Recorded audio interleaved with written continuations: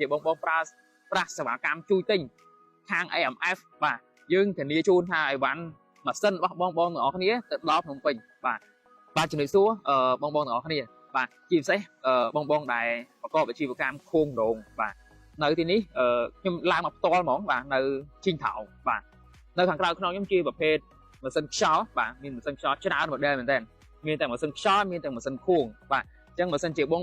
ដែលមានតម្រូវការទាក់ទងនឹងម៉ាស៊ីនខ្យល់ម៉ាស៊ីនខួងយកទៅប្រកបអាជីវកម្មបាទអាចតំណមកយើងបានហើយយើងឡើងមកផ្ទាល់តែម្ដងនៅឥឡូវនេះខ្ញុំបាននៅចិនផ្ទាល់បាទនៅ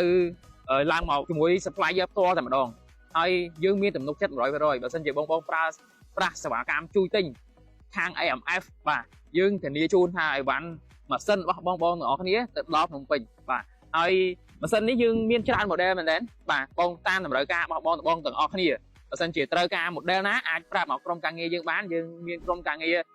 ឆែកជាមួយខាង supplier យើងនៅចិនផ្ទាល់ព្រោះឥឡូវនេះយើងឡើងមកជួប supplier ផ្ទាល់តែម្ដងបាទធានាទំនុកចិត្ត 100% ជូនបងទាំងអស់គ្នាហើយតាក់ទងគ្រឿងបន្លាស់ផងដែរបងណាបាទគ្រឿងបន្លាស់ក៏យើងមានដែរបាទយើងមាន supplier ផ្ទាល់នៅចិនផ្ទាល់តែម្ដងអញ្ចឹងអាចទំនុកចិត្ត 100% ទាំងអស់គ្នាបាទអរគុណច្រើនបងប្អូនទាំងអស់គ្នាជម្រាបបាយ